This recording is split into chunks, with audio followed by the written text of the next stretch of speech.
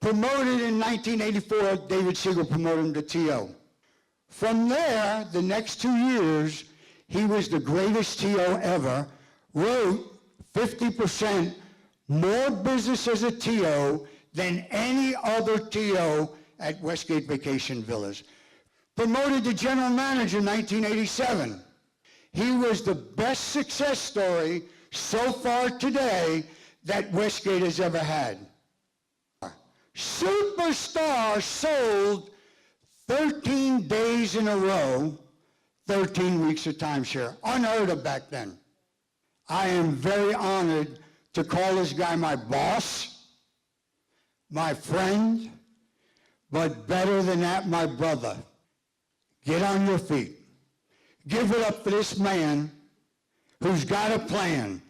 This is my brother, Mr. James L. Gissy!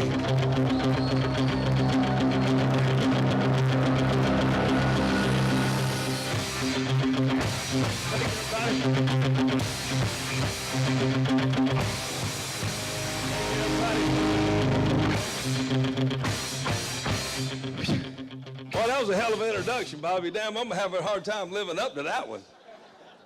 But I sure do appreciate it. I'll give you an extra raise in your paycheck Friday, you know. Actually, I'm glad y'all are happy, and that music made me feel good when I walked in here. But I woke up sick as a dog this morning, and I got more damn Zyrtex and Benadryl in me than Georgia's got peaches.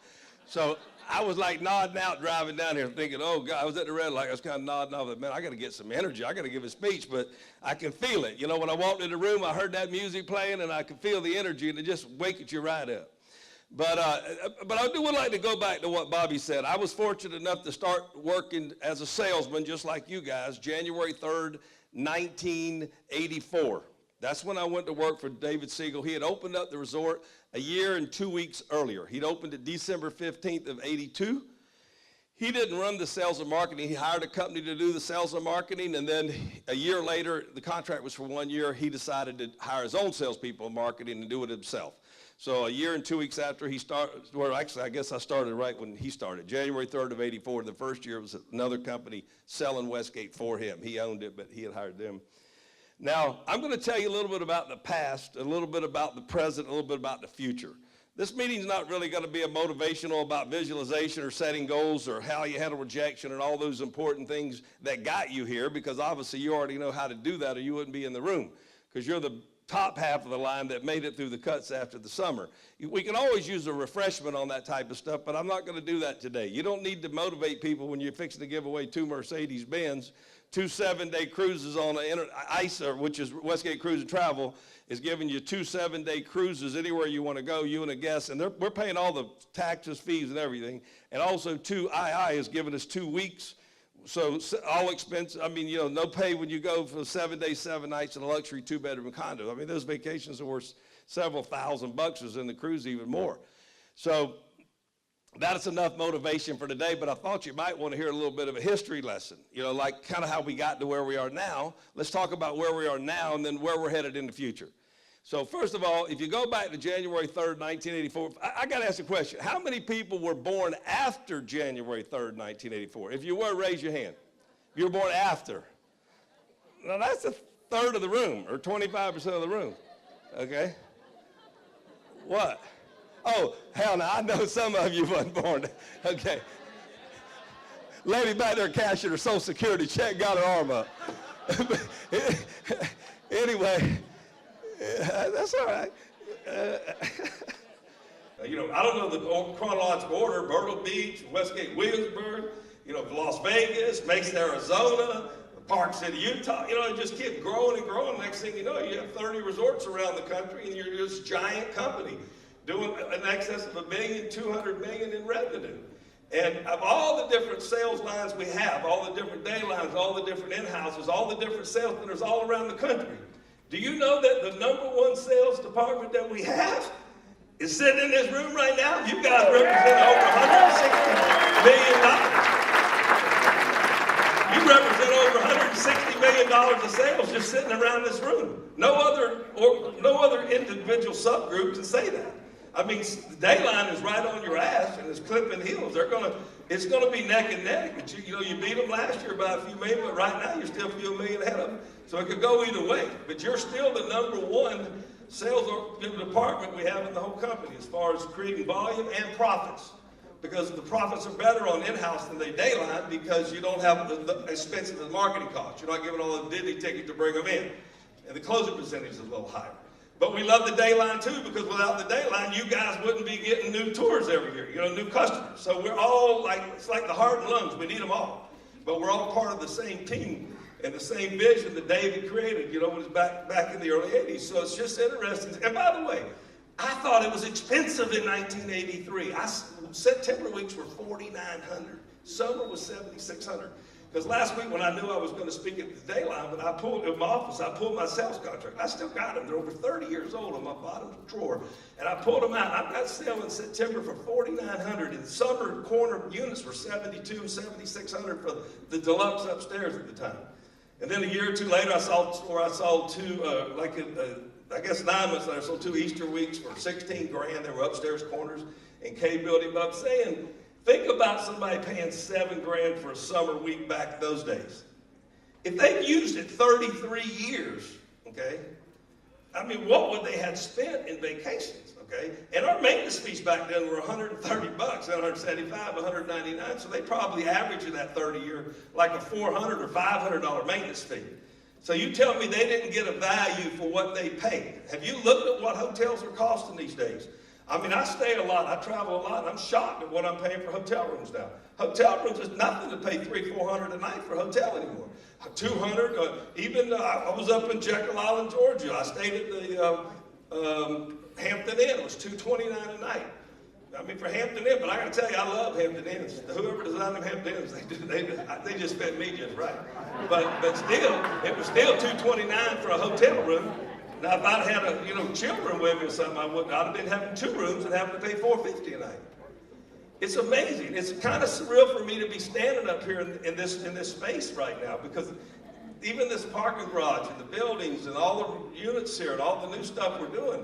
Because I remember when David bought it, I had an in-house meeting. I took him out on the island, and I pointed, and I've got a video. I'm going to dig up. I got 30 or 40 old videos. I'm going to dig them up now. And I was pointing, saying, one day there'll be buildings built all around that lake. Now you can go out on the island, and they're all there. Okay? I'm looking at my daughter, Greta Gissy, in the front row here. She's, with International. I worked for David when she was born. She was born March, I won't get this wrong. She was born March 22nd, 1984. I started with David January 3rd. I was 27 years old. A lot of you guys are 27 years old. And that lady with the Social Security check too. But I'm saying, 20s or 30s, whatever. And now I'm 61. I'll be 61 in October. So that's a lot of years to be here. And let me tell you something, I ain't going nowhere. I was thinking a few weeks ago, my stomach was bothering me. I said, man, I'm tired. Maybe I'll just retire, And I got plenty of real estate. I'll just manage that. I ain't feeling so good. Man, that hurricane came, and I don't know about y'all, but I spent 4 days in my pajamas. And about that 3rd day, I was boo-hoo crazy. And I couldn't wait to get out of the damn house. And you're going to think I'm making this up, but Tuesday when we had to close the line, I wasn't staying in my house again. So I drove out and sat in my damn office for 2 or 3 hours, just read my newspaper out there. I mean, because I'm just used to going there, I guess, If you get up and drive someplace every day where you're 27 years old, you just automatically got to go back. And it's boring when you're outside of Westgate. I mean, this is a hard job. I mean, we're glamorizing it. When you're on a roll, it's easy. But let's face it, there's not one person in here that hadn't thought about quitting, because I used to think about quitting all the damn time. You know what I mean? I mean, it's a bad day, you think the manager blew the deal, or, somebody stole your tour and he was laid out and you got, you know what I mean? I mean, there's always that day, okay? There's always that day. Because I had mine in June of 1984. I wrote 5 deals in June of 1984 and 4 of them canceled. And I drove out of Westgate one day on a Friday, and I said, I am not coming back to this damn place. I'm going to get me a regular job. I don't care if I make $300 a week. At least I know I'm going to eat. And I went home and told my wife, and I said, honey, I quit. And she goes, well, you quit? You don't quit nothing. I said, I quit. She goes, what your boss said? I said, I didn't tell him. I said, because after 5 o'clock, he was already gone. And so I said, but when I go in Monday morning, I'm quitting.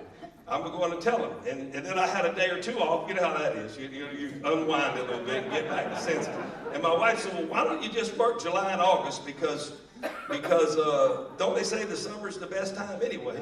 And that's when I started my 13-week, role, and then the rest was history. I started training it. So you just had to get through those slumps, you know what I mean, where you go a little while without selling and hang in there and freshen up. But I do sometimes go get a haircut, or I go buy a new jacket or a new suit or a new shirt, something to mix it up, because you just got to get out of that mindset, get fresh, and come back in. Also, you get on a roll, you write six deals in a week, and then you got the greatest job in the world. And you look back and you say, hell, I didn't sell anything for 2 weeks, but that last 2 weeks I made $25,000. And then, so it just works that way. You got to hang in there to get through it.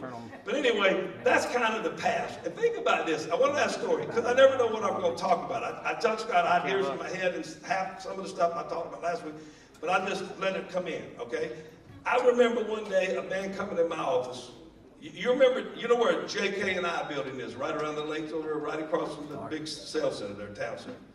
He came running in, it's probably 10 years ago. He bought from me back in '84, pre-construction. And he ran in there and he said, Jim, my unit is awesome. He goes, somebody went in and put all new granite countertops and put a flat screen TV and put all new tile on the floor, new beds, everything's new. My wife loves it, but I'm really nervous. And I said, what you nervous about? He said, how much are you going to bill me for that? I said, we're not going to bill you nothing. He said, well, somebody spent $25,000, $30,000 redoing that room minimum. You gotta bill me for it. I said, no, Bob. I said, it's been in your maintenance fee. I said, every year you pay that maintenance fee, a little money set aside that whenever you need to have things replaced, you don't pay. All you got is your purchase price, and then once a year your maintenance fee. Your vacation, once it's paid for, your vacation your maintenance fee the rest of your life. He thought, oh my God, that's great. I mean, you get a brand new unit. I mean, if any of you ever buy a vacation home, you'll see why the future timeshare is good, because it don't make no sense to pay for the whole damn thing, because most people use it 1 or 2 weeks a year. Let's face it, even I vacation, 3 or 4 weeks. I don't need one 52 weeks a year. I own one, but it's the stupidest damn thing I bought. So Daytona Shores, the maintenance fee is $730 a month. There's no mortgage on it. It costs $800,000. And the taxes are $11,000 a year, and you pay the cable and the air conditioning. I look at it, my accountant shows me it's cost $26,000 a year to own it without a payment. And I started thinking I spent 10 days a year over there. I should have bought 2 weeks of timeshare, because what I spent in 1 year just in that could have bought the timeshare and had not put the $800,000 in there. Plus, it's probably worth $500 right now. So what I'm saying is there's a market in the future for timeshare, okay? So it's only going to get better, but I'm supposed to save that for the future. I'm still in the past. Let me get up to the present. All right, so now I'm going to get to the present. Where are we today? So that's kind of how we got here. Just one day at a time, working hard, getting up daylight to dawn, working hard, and then you end up where you're at now with all these resorts and companies expanding. I don't know if any of you guys have seen what David and Mark have done in Las Vegas, but it's absolutely incredible to buy a 3,000-room casino with a monorail coming in and out, with 16 restaurants and bars, and the Elvis Presley studio with 1,600 seats, 300 suites up top. 3 suites on the whole top floor that they cost $20 million, $65 million to build them when they put them up there. I mean, it's mind-boggling that Westgate owns that. And then we took 2 floors, and David's making them beautiful timeshares, 2, 3, 4 bedrooms. I don't know if you've been there, but if you haven't, you should try to go. And then as we sell them out, we'll take another 2 floors, another 2 floors. So that one will be going on for 50 years out there. But it's amazing location, and it's just amazing how far this company's come. So, presently, where are we at? All right. Presently, where are we at? Okay. This is the first year. We doubled. Let me just say this. We went straight up for 25 years. And then in 2008, when the banks had the crisis because they made so many bad loans to people to buy houses that didn't have any business buying them because they didn't have the ability to pay for them, and the banks got in all that trouble, they stopped loaning money. And y'all know about the Great Recession of 2008, okay, like a depression. Fannie Mae, Freddie Mac, a lot of banks went out of business. The stock market went down to 6. It was over 14,000 October 9th of 2007. A year later, it started going down. It went down in March of 2009. It was down to 6,600. Okay, so there was a fortune lost in the stock market. Houses that were 300,000 worth 150 to 200. Unemployment was over 10%. okay? And that's the mess we were in 08. 08, 09, 010, y'all remember that? They never quit buying timeshare, okay? And that's from the future, Jimmy. Bring it back here. Anyway, mine's a funny thing to play, especially that damn Benadryl, man. Anyway, what was the point I was trying to make? Anybody help me? I've got a spaced out dude over here right now, but I'll do the best I can. What was I saying? Got it, thank you. Got it. 08, 09, 010. So what happened, we had to drop our business in half, okay? We went down in half. You know why? Because when you buy and sell timeshare, you got to buy Disney tickets, you got to pay the marketing people, you got to pay the rental location, you got to bring them out, and then you got to tour them. You got to tour, 5 or 6 to get a sale, and then some of them are pending. So in other words, you're laying the money. You got to build the buildings. You're laying all this money out front, but what do you get down? When you sell a week for $10,000, we're laying out like $7 or $8 grand up front. But we don't get $10,000. We get $1,000 down in a monthly payment. So when the banks quit lending, we had to drop our sales in half, not because people didn't want to buy timeshare, because we couldn't lay all that money out front. We had to manage more of a tighter budget type thing. And no banks were lending. Now every bank in the world wants to give David Siegel money. He just tells them, you can stick it where the sun don't shine. I don't need your damn money. In fact, he's bigger than the banks now, because after that crash, he said, because on that building in Vegas, the Lord works in mysterious ways. We lost a damn fortune on it, because they loaned him all the money to build it, but they wouldn't loan him the money to sell it. And then the note came due. Instead of renewing the note, they said, sell it back to us. And he was kind of had his hand tied. He said, that'll never happen to me again. I will never have a damn bank. All of his no bank loans to debts, all his loans non-recourse, and he is loaded with cash in the bank. Oh, that's for the future too, because that money's going to help us grow, okay? But anyway, the point is that was a negative for him. But no matter what negative, it still ends up being positive, because you know what? If he'd owned that building, he wouldn't have went out and bought that 3,000-room hotel casino, and the people that owned it, Colony Capital, they were offered $700 million for it before the crash, and then when the crash came, they were losing $20 million a year because there was nobody going to Vegas. They sold it to him for $150 million, okay? So the money he lost on a smaller building, he ended up rolling it. So he's the kind of lucky guy that he can step, like my grandma say, step in a bucket of cow crap and come out smelling like a rose, No matter what happens to him, it just always works his way. But just happen to you too. There's things in your life that you think, oh my God, it's the worst thing in the world. It's where you have anxiety, fear, and you get right to the point that happens. No big deal. Or that makes you go this direction, and then this direction ends up being twice as good. And you say, hey, I never would have went here if this didn't happen. So just trust God sometimes that he's got a plan for you. When things don't always work out your way, don't get all nagged out and negative and thinking, oh, life's on me. No, there's a reason why. Roll with it. And stay positive, and whatever confronts you, deal with it. That's all. And but anyway, getting back to the present. Let's look at our country. Now, when we cut our sales in half, once we got cleared up and we started getting money, what did we do the last 4 years? We doubled. We doubled our sales in the last 4 years. Now, what do we see in 2017? We're flat. So we don't have any growth this year. In other words, we're doing what we did in 16. But in 16, we were running around with like a chicken with his head cut off, saying, this is the best year we ever had. So just because we're flat this year don't mean I'm going to be negative. If last year we were doing this volume, it was the best year I ever had, so it ought to be pretty good this year too. Now, why are we flat? Meaning we're doing the same business we did last year, even though we have a little bit higher BPG. Well, this has been a very divisive year. America is more divided right now than I've ever seen in my life, or at least it's divided on TV, okay? Because, we had a very divisive election. Half the people like Hillary Clinton, half of them like Donald Trump. And it ain't just a little bit like, I like this one, but I can like this one. No, I like this one and I hate that one. What I mean? In other words, it's like not good. Oil and water don't mix. But I look at it like this. A lot of people didn't like Obama. He got elected, okay? Once he got elected, he was my damn president. And guess what? I liked him. I liked him all 8 years because the same way as Trump. Trump got elected. He's the damn president. I'm American. I'm going to support my president, regardless of who he is. Yeah. And I thought of you. I'm probably the only guy that thinks Obama's great, and I like parts of Trump too. In other words, it's just what it is. But I got to tell you, the TV is brainwashing us a little bit. because my son is a doctor. He's doing his residency, and he had a year in New Orleans. And I spent some time in New Orleans. I went there and helped him find a place. I went to visit him a few times, and then he got transferred to Emory Hospital in June in Atlanta. So we went up there in March or April, tried to find him a place and all that stuff. Well, Atlanta, Georgia is majority African American. And there's more black millionaires in Atlanta, Georgia than any place in the world. New Orleans is majority African American, okay? I was in New Orleans many, many times. And I was in Atlanta many, many times.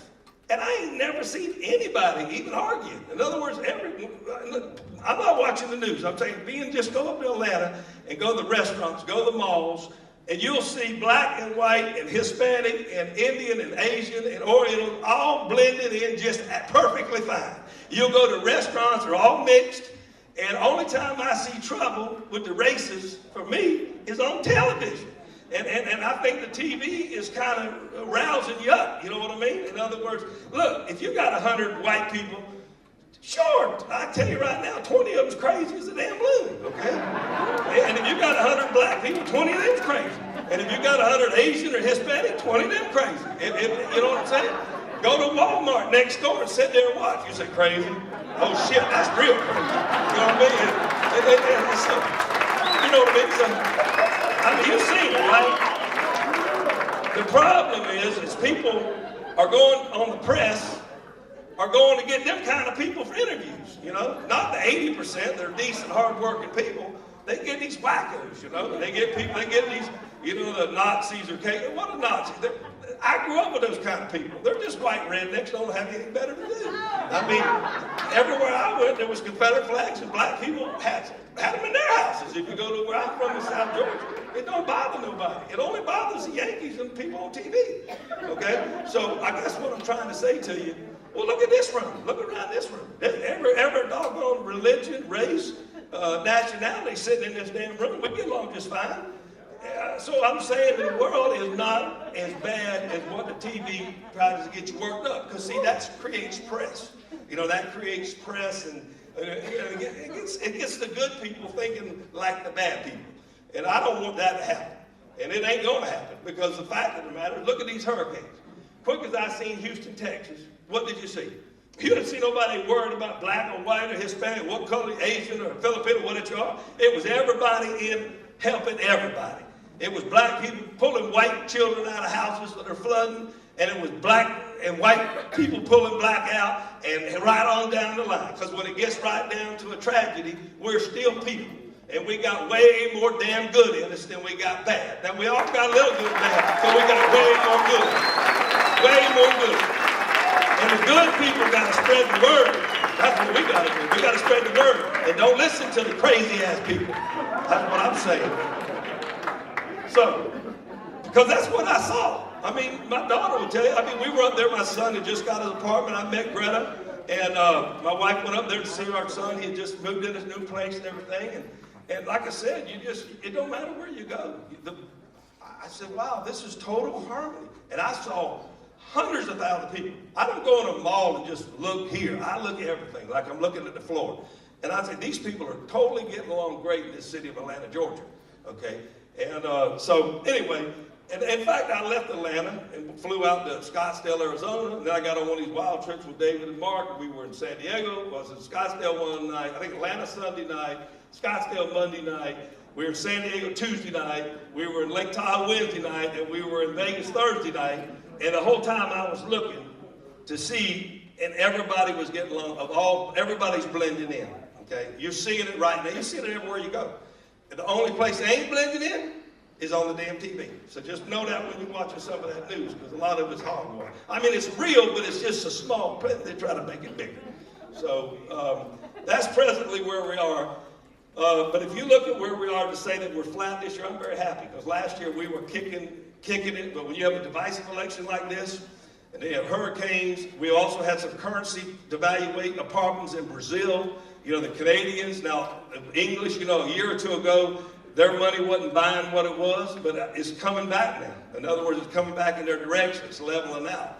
So that's kind of where we're on the present. But I got to tell you, speaking of the present, last Friday, like I said, Yeah, it was Friday. And there was a couple things. But one of them, I got an invitation to go over and meet at the Hyatt Regency, be there at 11:30. There was a luncheon with the Orlando Business Journal. Now, Orlando Business Journal, you guys might know this paper. Right there, Orlando Business Journal, comes out once a week. And it's basically focused on businesses. But every year they have a luncheon, and they have the top 100 privately owned companies. Public is where the companies sell stock and get investors, like Disney World, you can buy stock in Disney, or you can buy stock in SunTrust Bank, or you can buy stock in Darden Restaurants. Those are public companies. Everybody owns it. There's a board of directors that manages it. Private means it's owned by one or two or three or individuals are privately owned, not public, not the shares aren't sold. In this case, David Siegel owns 100% of Westgate Resorts, so this is as privately owned as you can get, okay? And out of the 100, here's the El Jefe Grande right here. But it says right here on number one, you don't think we could be number one, do you? Now this is on revenue. Number one in all of Central Florida. In the paper last week, I was there at the luncheon. He got up on the stage, had to give a speech. Number one, right here, Westgate Resorts. 5601 Wendover Drive, revenue in 2016. Now, this revenue is timeshare. It's when we rent the rooms. It's our restaurants, our spas. I mean, we did over $100 million in food and beverage last year. Okay? All of our restaurants and bars, over $100 million. The gentleman that runs all that's Mark Brzezinski, who happens to be on vacation right now, and he reports to our Chief Operating Officer, Mark Walter. And I tell you, it wouldn't be right not to give Mark a little extra credit. I'm going to tell you why. Everything you see you getting built reports up to him, and I'm going to tell you in a second some things he's going to be building for you the next 12 to 18 months. So Mark, stand up, because this is the man that builds everything himself. And he works his ass off, I can tell you that right now. Daylight to dawn. But the point is, imagine that. Imagine that. I'm standing up here on this stage. Now, when I spoke to Dayline last week, that was on Wednesday, so I didn't know this because this happened on Friday. So imagine we are working for the company in all of Central Florida. That's Brevard, Volusia, Lake, Seminole, Osceola, okay? All the companies that are privately owned. And Westgate Resorts is the number one in revenue in the whole damn Central Florida. And we work for the company, that same company that had a Clay Road January 3rd, 1984, selling out of a triple wide mobile home. And let me tell you, it all starts with you. It all starts with you. Well, I guess you could say it all starts with the marketing, because they got to get the tour. And then they got, the Dayline salesmen, they come back. But it all starts with you. Mark don't have a damn thing to build if you don't sell nothing. If y'all just wake up in the morning and don't sell nothing for 3 or 4 months, guess what? We ain't built nothing. So in other words, we don't build nothing without you. And you should be proud of what you do. You know why? You have created 12,000 jobs here in Central Florida.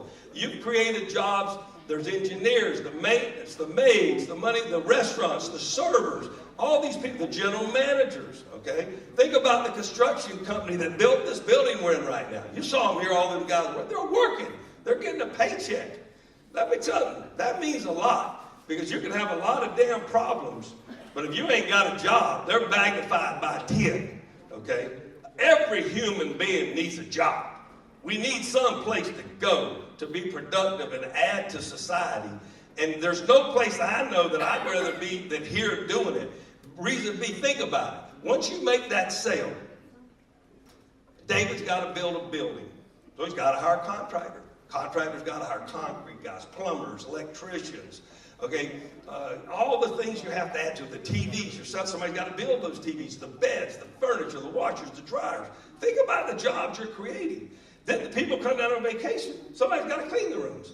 The maids, the get a call, hey, the toilet's backed up. Engineer's got a job. Somebody's got to mow the grass. Somebody's got to landscape. Somebody's got to work the front desk. They're going to eat. Somebody's got to work in the restaurants, the bars, right on up to the general management level. Look at all the jobs you're creating. And then you got families that are going on vacation. They're up there working their ass off in Pittsburgh or Baltimore or Nashville, Tennessee or California, wherever they might be. And it's hard. Even it's hard for you guys. It's hard for everybody. It's hard. I mean, they're working hard. They get a week's vacation, 2, 3, 4 weeks a year. But once they buy this timeshare from you, now they're planning. They're coming back. They're staying in a luxury condo. They're not staying in a hotel room, okay? And if they have kids, they'd have to have 2 hotel rooms. And they're buying it with the same money they would pay in those hotel rooms. And those hotel rooms have full kitchens or washer and dryers and all the extra luxury, which I don't need to sell you guys. You guys make a living telling that. But that's really what's happening. And then these people are paying property tax. Okay, they're paying, you see that $100 property tax, $80 or $100, depending on which resort you work at. That's for every week. So we're talking about $4,000 or $5,000 a villa. Every one time David builds another 100 units, it's another $4 or $5 million being paid to Orange County in property taxes annually. Or Osceola County out of the town center. Think about how much money that is. What does the county do with that? $5 million, just on 100 units. We're paying a lot more than $5 million, but with thousands of units. We're the largest taxpayer in Osceola County. Think about that. I mean, I can't imagine. We got to be getting close. We're bigger than Disney in Osceola. Now, most of their stuff is in Orange, so they're bigger than us now. But I'm just saying, think about that 4,000 or 5,000. Let's say on a 100 units, 4 or 5 million. Now, Orange County collects that money. Guess what they're doing with it? They're paying the damn sheriff that will come to your house tonight if your wife shoots your ass, okay? They're paying the fireman or the policeman that will be there if you get in an accident on the way home. Okay? I remember one day I was out in the Butler chain of lakes on a jet ski. I don't want to run too long because I got rambling on. And I was in a jet ski and these 2 guys were over there. And all of a sudden I heard a noise. I looked back and it was right by the bridge on Chase Road. And the one guy was in the water, the one jet ski was going like this, and the other was sitting on a jet ski. I said, oh shit, they just crashed. So I went over there, and I looked, and the guy was floating because he had a life jacket on, and I'm telling you, that bone was coming out of there. It was one of them where the bone was coming out of the skin, they call it compound fracture. So there was a sales center at Butler Sound. That was a real estate, there's a subdivision called Butler Sound. In fact, David lives there. But the real estate office is real close. So I drove my jet ski up, tied it up, ran in to the sales center and said, oh my God, there's been a guy that's, split his leg open out there. Call the police and get the ambulance out here. And I'm telling you, before I could get back on my jet ski and get back over to the bridge on Chase Road, there was a friggin' ambulance up there sitting on Chase Road with 2 cops climbing down the side of the damn hill with a stretcher to get that boy out of the water. Now that was probably 20 years ago. I looked out there and I said, I ain't never gonna bitch about paying my property taxes, because that could have just been me, and I'd have loved to have somebody here within 5 minutes. And only in America can you do that. You gotta pay for it. So that $5 million on 100 units, or 1,000 units, 50 million, that money is paying these people. Okay? It's tax money to the counties paying the schools. Where do you think the schools get the money to build? Property tax. Property tax pays for your schools, your libraries, your police, your services. So you guys, when you make the sale, and you get that family a blessing because they're going to start coming on vacation to Florida and staying in a luxury condo instead of dinky-ass hotel rooms, they're going to have a much more luxurious stay. They're going to stay in things that could rent for $4,000, $5,000, $6,000, $1,000 a night, but they normally wouldn't pay it, but they will if they own it. So they won. You got a commission. You won. We made money. We won. But look at all the thousands of people that got a job forever because of it. And look what you're doing in Orange County. In fact, they ought to have a damn statue down on Lake Eola just for David Siegel for the amount of taxes we pay around here. And that's what you're doing. I mean, you got to follow it all the way through and look at the whole thing, and you realize the economic impact that we make. Besides how much food our customers, I'm rambling on. Now, enough of that. Let's talk about the future. Let me just take a swallow if you don't mind. I wish this had some moonshine in it. All right, so this is a really exciting day because, like Bobby said, we're going to give away some very awesome gifts to a very deserving crew. And like I said, when you walk around this town, you want to have your damn head up, okay? Because you are delivering a lot for your community. When you hear about people, kids, you're paying for them. Or you're creating the money that's paying for them. Okay, so everybody in all of Orange County ought to be, and also ought to be thanking you guys. Okay, so, I mean, it sounds kind of hokey, but it's damn sure true. Okay, so thank you for what you do for everybody, not just yourself, but everybody that you're affecting somewhere down that chain. Now, let's talk about the future. Future looks really, really good. Okay, Mark, how many people in here working at the Palace? Raise your hand if you're working at the Palace. Okay? Let me tell you something we haven't announced yet, but we're going to be announcing it real soon. In fact, the guy's flying down from Wisconsin, and we have a meeting with him, Mark, 2 o'clock, and then we have one with David at 3:30. Westgate Palace is going to be getting a floating water park on the lake. Okay? And it's cool. Okay? It sounds weird. How do you have a floating water park? Well, it's a company in Germany that makes it. It's called Wivet. And they're kind of like the giant Lego things you snap together, and you have all these there, and it floats. And basically, you have a floating water park that's going to be added to the palace, beside a few other extras are going in. Raise your hand if you work at the town center. Okay, the Villas and Town Center. Let me tell you what things that you have going. And when's the town center starting? All the restaurants are in. Okay, so in January, February, or March, the first quarter, we're starting construction. They're all designing it now, all under that water park. How about that water park? Was that a hell of an amenity for David to spend $20 million on? Do you charge your owners for it? No, you can't believe how many owners have come up to me and said, man, I get my maintenance fee worth just on my 4 kids using that water park. I mean, David paid $20 million for that, okay? And that's just out of pocket. But he's spending a lot more money right now. That whole first floor is going to be a giant food court with multiple restaurants. He's going to have a bowling alley in there. So, I mean, there's a lot more coming to the Villas and Town Center. If you work at Westgate Lakes, you got this beautiful building here, but this space over on the other side, on the top floor, what are you starting at, Mark? The restaurant and bar going in there? Yeah. Okay, so the first January, February, March, they're going to start construction on that. So all you guys at the lakes, you're going to have a beautiful bar and restaurant, and it looks out over the lake on the top floor, and you can see Disney fireworks every night. You can bring your guests and come up here and have dinner or have a drink and watch the fireworks on the lake. I mean, that is going to be one of the most dynamic views anywhere in Orlando. That restaurant will be extremely, extremely popular, in my opinion, because the only other restaurant I can think of have a view like that would be that one on top of that hotel out there at Disney, the one on top of the Contemporary. So this is really, really a special thing. And then, like I said, a lot of that will be more of a high end. And then on the first floor, you all have your drafts down there and so forth. And also, Mark, by the way, y'all been pitching that water park we're doing down on the lake down there. Well, it just got doubled, about 100, double or more, like 50% more. About double. So we decided it wasn't big enough. And actually, the person that came up with the idea was little David Siegel. And he said, well, why don't you take out those tennis courts and move to a different location and build it right down there? So they're going to move the little putt-putt golf, move the tennis courts, which they're going to have them, and they're going to double the size of the water park, and it's going to be more in the central part of the resort. And when is that going to be starting, Mark? Will it be before March? Before March. Hey, listen, that other water park we pitched for 20 years, so getting them to commit to March is pretty damn good. I'm not going to complain about that, okay? So, let's talk about one last thing, and I'm going to stop and bring up the El Jefe Grande, but I have to say this, because Orlando Sentinel, the Wall Street Journal, I like to read it every day, and this was Friday, September 22nd, which again was 2 days after I did the Dayline meeting. And the reason why I mentioned that, because I said something in that meeting, and then there was an article that said exact words, and so I figured I'll just read it out on paper. It makes it more believable. All right, so this thing right here, let me tell you why now we're going to talk to the future. We know where we're at presently, why we're going, and let me tell you, we're selling the same thing we did last year, and our VPG is just a little up, single digits, but still up.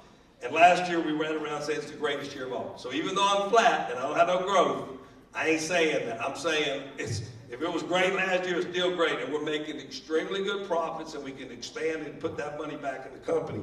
But I want to tell you this. This article says Americans are richer, okay? And let me just read it. It says, I'm not just going to read a paragraph. It says, lifted by rising home prices and buoyant stock market, U.S. household net worth reached a record $96.2 trillion in the second quarter, the Fed reported Thursday. Up $1.7 trillion from the first quarter. That was second quarter. So what is that? So the Fed every quarter, they put out a statement, the Federal Reserve Bank, of how much money all Americans have. This is cash, it's real estate, it's businesses, it's stocks, it's everything that you have in value. You know, your financial statement, but all 325 million of us. And the second quarter this year, it hit 96.2 trillion. You're gonna say, well, this is like monopoly money, but hang on. But that compared with 68.2 trillion a decade earlier, just before the recession hit. All right, so if you go back to 07, the amount of money that all Americans had at that time, value of everything, was 68.2 trillion. I know this is like monopoly money to you. But now it's 96 trillion, okay? Well, I didn't know the actual number, but I stood up here and said, why the future is going to be better now than anything that you've seen, the future of time travel, because that's really all that matters now. The past don't matter. I shared that with you where you kind of understand a little bit about how we got here. What really matters is backward direction, future, okay? So let's talk about it. This is an article from the Wall Street Journal saying that Americans have more money now than they've ever had any time in the history of the world. I know that's true. You know why? You remember when I said earlier that in March of 09, the stock market went down to 6,600? Well, it's like 22,000 now. Okay, 22,000. So it's just a number, yeah, but it's over $20 trillion in paper. So for those of you that have a 401, you're damn right. You know if you own stock or your 401s, I know it's up. Okay, because what's happened is the stock market, some people feel richer. Somebody owns all those stocks. And anybody that has 401s or retirement, they feel richer because the number's going up. Houses. Go back to real estate. The prices are just about now where they were before the great crash. So if you go back to 05, 06, 07, when they hit the highest level, and they artificially were there, that wasn't a real number. The reason why that was there, because anybody could go buy a house without even showing a tax return. First time that banks have ever done that in the history of lending. It was stupid. Guys like me were like, are you kidding me? This is going to cause a mess. Because everybody's going to buy, the price is going to go up. They're going to say, hey, I bought mine for 200 and sold it for 250 a year later, and that's going to make more people want to go buy. And then it was 300, 350, 400, and then all of a sudden the banks go, oh my God, we made all these loans, these people aren't paying us. Oh crap. And then the market, then they wouldn't make loans, and then people couldn't buy them, and what happened? The price went down. But now it's little by little gone back up, 9, 10, 11, 12, 13, 14, 15, 16, 17, to where we're at now. So that $300,000 house that went to 150, back to 300. The people that own it, do they feel richer or poorer? They feel richer. Okay, if they're in the stock market, they have a retirement, they feel richer. Unemployment was over 10% in the crash. It's 4% now. So when we say 10%, for every 100 people, 90 had a job and 10 didn't. Now 96 got a job and 4 don't. So that's going to push wages up. It's basically people got jobs again all over the country. And one thing you can say about Donald Trump, he's working his ass off from daylight to dawn to create jobs. And jobs are the beginning, okay? Because once somebody got a job, they're going out to the restaurant. They're taking their girlfriend to a movie. You know, in the movies, you know, or they go to the restaurant. They got to have waitresses to wait on them and bartend. You know, it just creates the whole thing. They go on vacation. So once people are working and people have more money, they feel better about going on vacation. We had a little slower this year because our Brazilians dropped down. They're not in the United States. Our Canadians and English dropped down.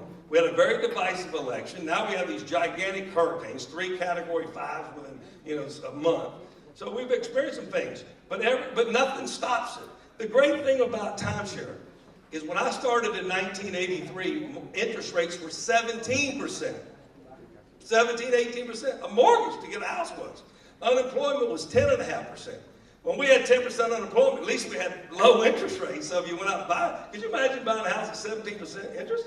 So that was really bad in the 80s. This is cakewalk now.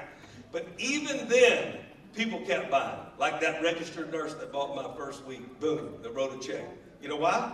If you have a recession, the nurses get laid off? No. The linemen get laid off of the electrical company? No. And by the way, thank them linemen. I went to my mama's this weekend, Saturday, Sunday, and I was driving home down the turnpike. I must have counted 100 trucks headed north, okay? These electrical trucks, because I guess they get the lights on all in Florida and everything like that. And I was just almost praying every one of them, thinking, thank you, brother. Thank you, bro. Just driving by. Because they came down from I don't know where all they came from. It wasn't just Florida people. They come from all over the South to help us get our electricity back on. And that's a good thing. When you go to bed tonight, you should pray for all your brothers and sisters down in Puerto Rico. Because last week, when I gave a speech up here, I said, we got to pray for the people down there because they're finna get their ass kicked. That hurricane was coming. In fact, it was there that day. And you see the devastation in Puerto Rico. In fact, to let you know that Westgate Foundation money, I don't know that you know this, but Westgate's shipping a lot of food and supplies down there. Mark's already been, and David's already been in contact with the governor's wife. And Westgate, the company you work for, is sending supplies down, okay? We're sending diapers, we're sending food, we're sending water, and we're spending money, okay? And we got over 2,000 employees in our company that are from Puerto Rico. We got over 5,000 owners. We have over 5,000 owners in Puerto Rico, okay?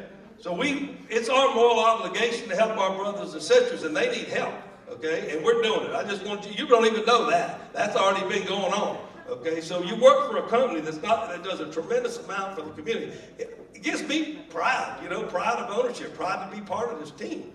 So let's finish with this, and I'm going to bring up David now where he can come up and you can hear from the king himself, but I'll just say this to you.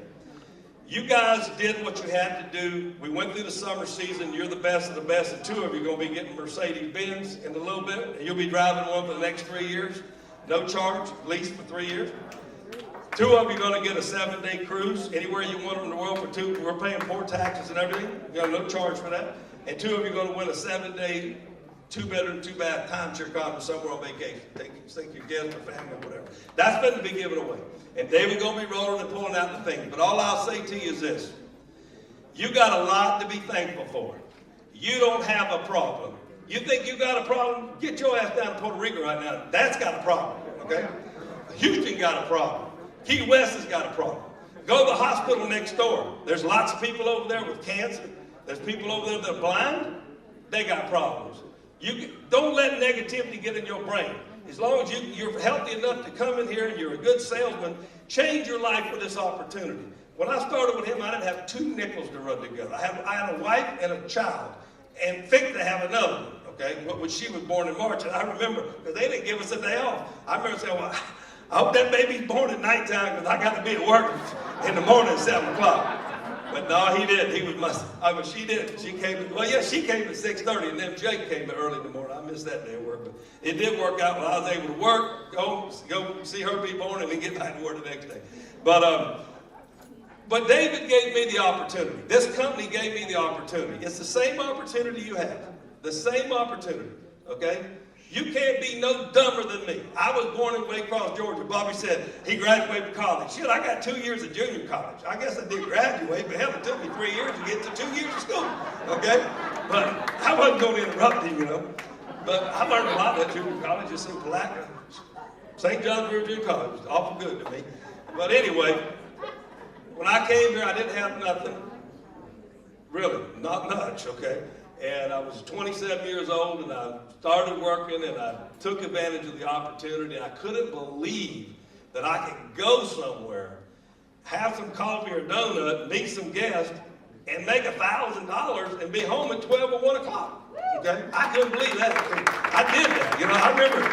And then I remember one day doing it, my first week or two in Westgate, and I was in the pool like 11:30. My brother just woke up. He lived with me at the time. He just woke up. He said, "Oh, you didn't work today?" I said, "Shit, I've been in, made $1,100, and it's 11:30. I'm sitting in this swimming pool." And of course, then I figured out, wait a minute, why didn't I stay around and get 2 tours? Because I might have made $2,200. And then I realized, hey, I'm like a prospector. And David Siegel put me on the gold mine. And every time I wake up in the morning, I can get up and listen to the guy in my head. I can have one guy say, "Oh, shit, turn the alarm off, go back to bed. You got plenty of money in the bank. You work hard already." Well, the other guy says, "No, you're scheduled to work today. Get your ass up, go shower, get on out there and do your job, and start chipping that, that's whatever the prospectors chip with, because you never know when you're going to get a nugget. And when you get them full down, 2 weeks or 20, 30, 40 grand and get a full down on them, that's a good high, man. I can tear it out. I've had I, like most of you, when I was growing up, experimented with some drugs and did a lot of drinking. I did a lot of drinking when I was young. But I ain't never had a damn high as good as getting that fool down and walking my ass up and getting that loan application. You remember how it was when they buy, you got to go get the loan out. Woo, Lord, you're walking with your chest up high, you know, you feel so good. You say, hey, Joe, what's up, homie? Yeah. You don't want your customer to see you, but that walk to the loan app was the greatest feeling in the world for me. I used to have the TOs standing at the door because they knew I was going to sell. They were standing at the door with loan apps because they didn't know who was getting that lay down that day, you know, just whichever mood I was in, who was going to give it to. But they were standing. Yeah. Anyway, but you got the same opportunity because every day David is bringing you the customer. The customers are coming. And so you have the, I mean, like if you have a job and you make $10 an hour or $20 an hour or $40 an hour, you know, or $50 an hour, it's still a limited amount of money. Okay, $10 an hour is $400 a week, 40-hour weeks. You know, $20 would be $800 a week. You know, $40 an hour, $1,600 a week. Okay, which is about 80 grand a year. Okay, and it's easy to make 80 grand in this job, and you can work half the hour with somebody else. Okay, and so I don't know, man. Don't let it slip through your fingers. Create as many sales as you can. Work hard. Save your money. We all want the same things. It don't matter what color we are, what race we are, what even sex, man, what don't matter. Nothing. We all want the same thing. We want to eat when we're hungry. We want to sleep when we're tired. So we need a damn bed and we need a house or apartment. We want a car to drive us somewhere. You know, if we get a spouse and we have children, we want to be able to raise our children. And if they need braces, get the things they need, or if they want to be in a good school, or, you know, go on vacation. We all want the same things. And we're all the same people. We're just in all different stages of our life. You know, when I was young, I used to sell strawberries on the side of the road. I used to work at a Dairy Queen. I used to work at a Hardee's, hamburgers when I was all through high school. So when I go over to Chick-fil-A or go to McDonald's, I see me in there. Okay, because that's what I used to do. You know, I used to crop tobacco, that's picking tobacco. You don't never want to pick no tobacco. Damn, that's hard work. Woo! But it was $1 an hour. Nobody else paid $1 an hour. So the fact, back in them days, that was in high school, but the fact that David Siegel gives you opportunity to make $1,000, I don't know, don't take that lightly and don't ever let it slip through your fingers. But let me just say this. I'm going to bring David up because I know I've talked way too long. But I'll say this. Thank you for the job you've done. You've done a fabulous job, or you wouldn't be in this room. You would have been cut. You're the team that we're going with for the fall. All the cuts are made. Know that when you get tired or negative, you're just like everybody else. But deal with it in your head. And get up the next day and go to work. And make as much money as you can. And don't spend it all. Save it. Save your money. Buy a house. If you're paying rent and you're gonna rent there for $1,000, $1,500, $2,000 a month, you should be buying. Because what happens, 15 or 20 years ago, about like this. I've been here almost 34 years, and I don't know where it went. It just went. And talk to anybody older, just like your grandma always said, enjoy it now, because the older you get, the faster it goes. And that's what everybody says. And your whole life is just going to go faster than you think. And when you get old, you don't want to have no money. You want to have some money, because you want to be able to do things. You want to be able to go, like Bobby just went to Europe and took his wife over there for 2 weeks. And you want to be able to treat yourself. You know, you want to have your house paid for. You want to have money in the bank. You'll have your Social Security and then your savings and live off that. After you get your house paid for, maybe you buy another and rent it out or a little bit. I mean, build your future. Build your life here. Because the greatest opportunity, many people don't get it. Many people don't get it. If I stayed in a little town up in Stark where I lived in, there's no jobs up there paying $30,000, $40,000. Everybody works in the prison. I'd probably be the car salesman or something, you know, maybe the manager in the car lot. But I still wouldn't be. I may probably make $40,000 and get a company car and think I was living in high cotton. You know, like I'm the king of the world, you know. But the fact that you can, anyway, I know I've rambled on. I went too long. I wanted to bring you, boss, because let me just say this. I've worked for this man over 34 years. And it might sound like I'm brown-nosing, but I don't need to brown-nose him. And he knows I talk to him. If I don't agree with him, I tell him. He's usually right 9 out of 10 times. But I'll tell you this. He works harder than anybody in the room. The reason why I've been with him 34 years, and will be until the day I take my last breath, or he takes his last breath, is because he works harder than anybody. And you know what? He don't need a lot. It ain't like he takes all the money and blows it on himself. I saw him when we were in that crisis, and some of the banks were not even questioning whether we were going to make it or not. I saw him sell assets, lots of assets, and put every single penny of it right back in the company and never miss payroll.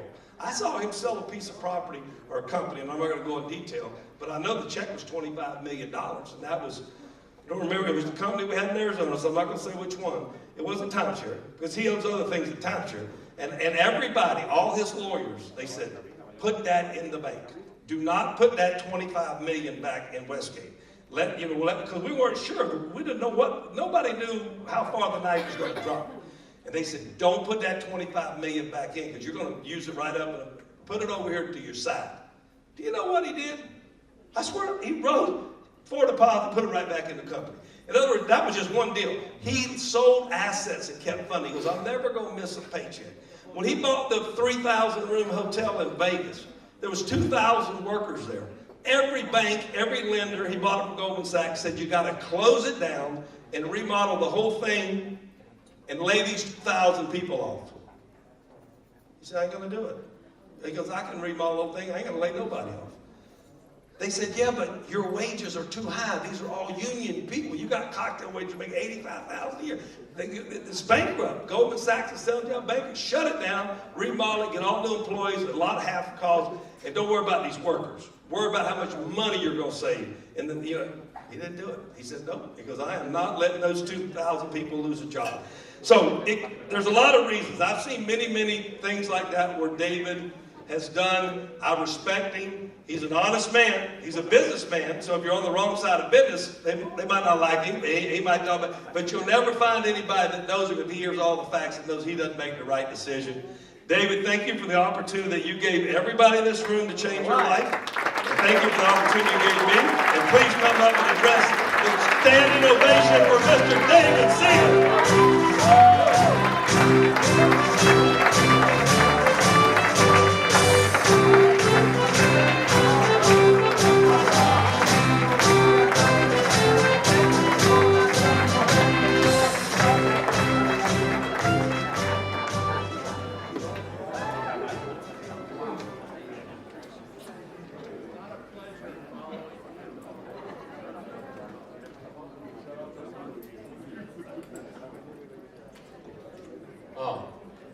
As I said, it's not a pleasure following him.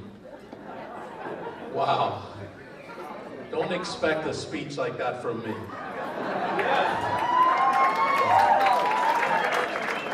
I'll buy it. 4 hours ago, I knew what I was going to say, but I'll be damned. I'll be damned if I can remember now.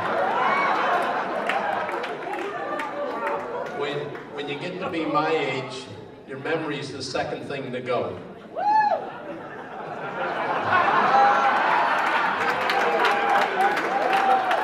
This audience is kind of slow.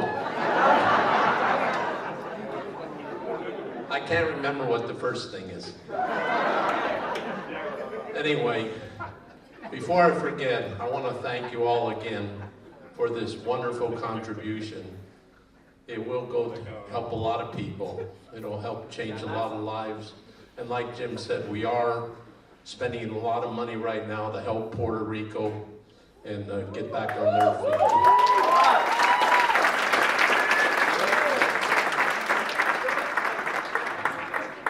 Well, I really did forget what I was going to say.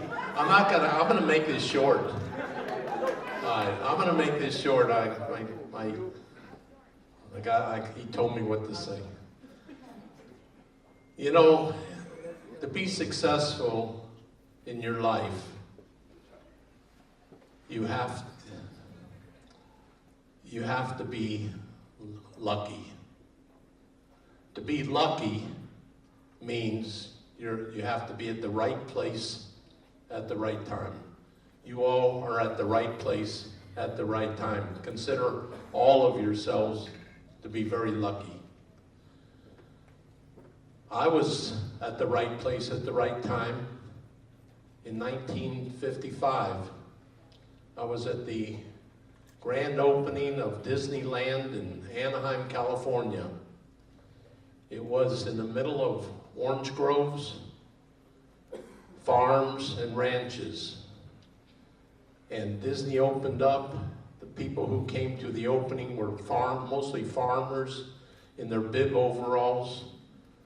And it was a big event, but it wasn't, no one knew what it was going to be like. It was just another amusement park. But a few years later, I went back, and a whole city had grown up around Disneyland, California. And I was living in Miami at the time, and when I heard that Disney World was coming to Orlando, I said, that's where my future's going to be. Because Orlando was orange groves, farms, and ranches. It was even in Orange County, which was the same county that Disneyland opened in California. And I had a crystal ball. I knew exactly what was going to happen in Orlando. But the local people, they didn't know.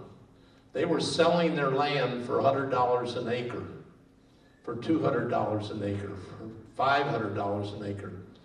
Disney bought 30,000 acres, twice the size of Manhattan Island, and they paid an average of $208 an acre for all their property. And I came from Miami with 2 wives and 6 children.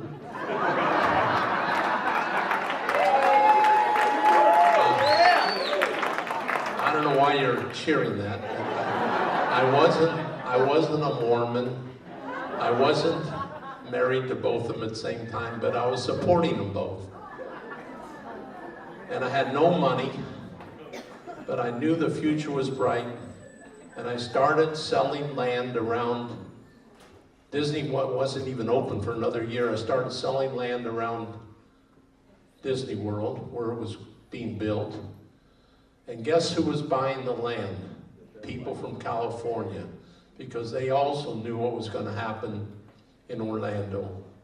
And I did very good at selling, and then I started buying land and then reselling it. So it was just like a few years ago when people were buying houses in the morning and selling them in the afternoon. I was buying land in the morning, selling it in the afternoon, and I did very well. Fortunately, I was a good salesman. But I knew what was going to happen, and I could take that vision and express it to my prospective buyers who were flying in from all over the world, but primarily from California. And by 1975, 5 years after I got here broke, I was thinking about retirement. I had done that well.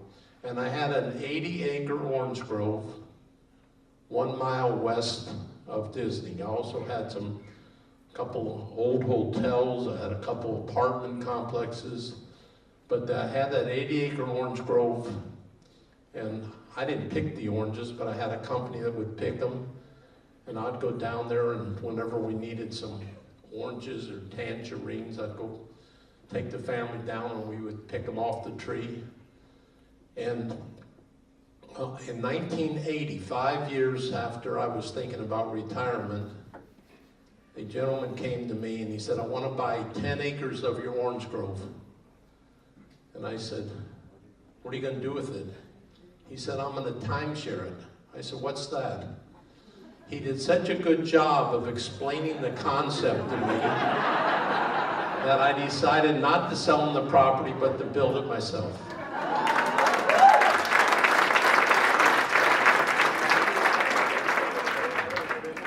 I figured the most I could ever sell in my lifetime would be 16 units. That's 832 weeks. In fact, I really worried after I built 16 units in the back of the orange grove.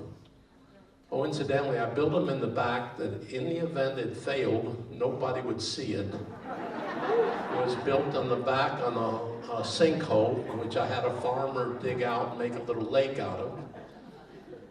But I figured I had to sell 832 weeks. How am I going to find 832 people to buy timeshare? I'm happy to say that today we have over 500,000 happy owners.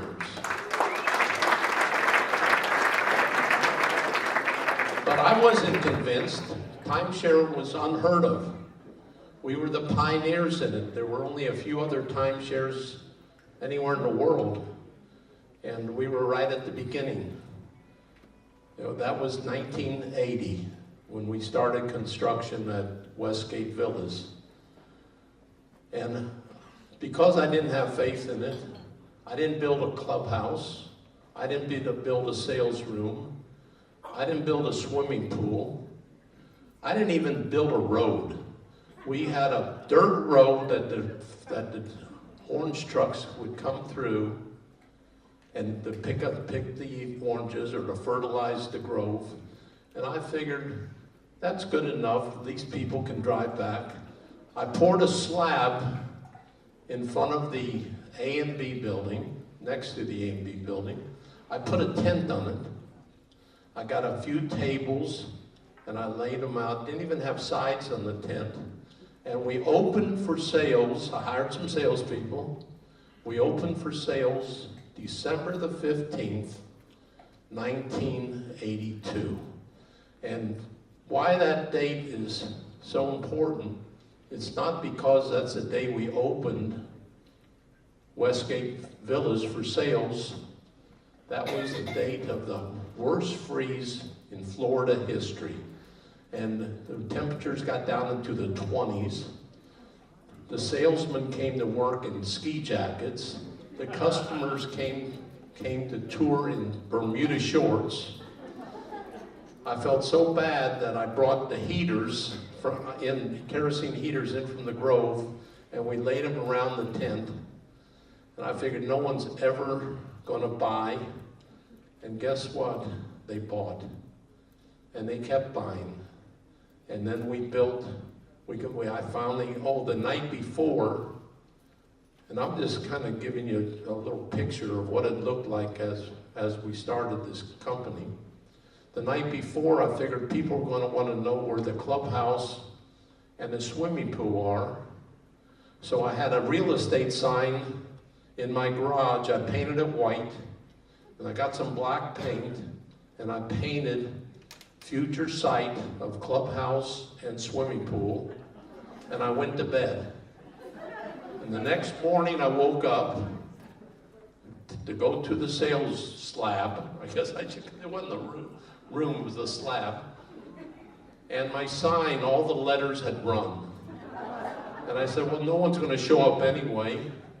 I'll just take it and stick it in the sand. And that's what I did, this ugly, ugly sign. I wish I'm sure I have it, it's in a warehouse somewhere.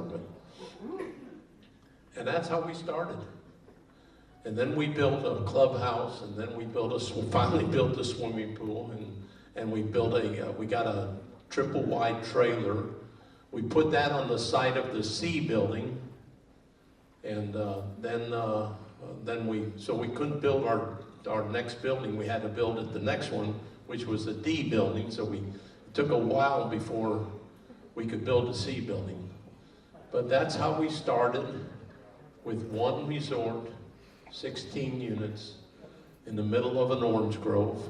Oh, by the way, we took great care to protect the trees, and then the freeze killed them all. So, but people, while they were still there, people loved coming out and picking the oranges as they would come in for a tour, because along that dirt road, the trees were barren. There were no oranges because everybody had picked them.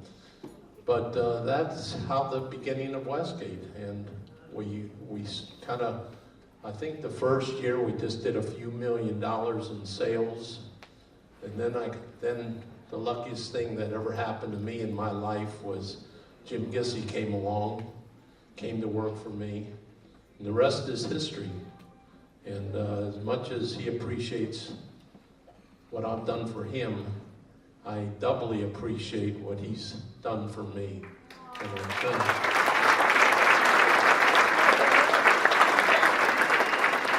I really, as confident as I am in myself, I don't think I could have done it without him. It might have probably taken a lot longer. We might still be selling out of that A and B building. After A and B, we went all the way through the alphabet. And then we did double A through double Z. And then we did triple A through through triple Z. And then we started numbering the buildings, like you see out there at the villas.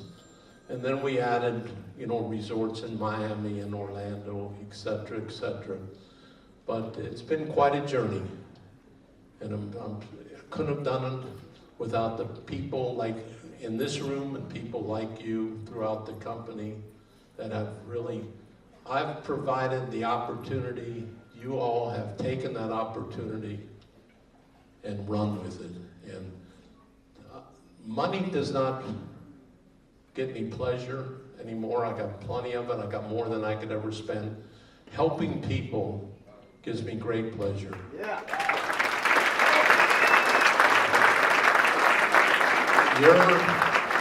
Your success gives me great pleasure. When I hear one of you say, Mr. Siegel, I just bought a new house, or I just put my kids in private school, or I have a daughter that's going to University of Florida. This is what makes me happy, not the money. I can always make money, but to change lives. And when you make a sale, you're changing lives. You're saving lives. If you don't believe it, there's been studies done that people who vacation live longer than people who don't vacation on a regular basis. When you make a sale, you could be saving their life. You're making their life longer. And that's important for you to know. You're helping those people. Not only that, but they're having quality vacations every year instead of, staying in days inns or holiday inns, but they're closer to their families. You have no idea the hundreds of letters that I receive about people who say, we've never been as close to our kids as we have been since we bought a timeshare. So you're changing lives too. Every time you make a sale, yeah, you make a commission, and that's wonderful. You change your own life, but you're also changing lives of those that you come in contact with. So I want to thank you all, and to show my appreciation, we're going to give out some cars and some trips and some vacations. And I wish it was possible to give every one of you a brand new Mercedes, but then it wouldn't be special, would it, if everybody got one? So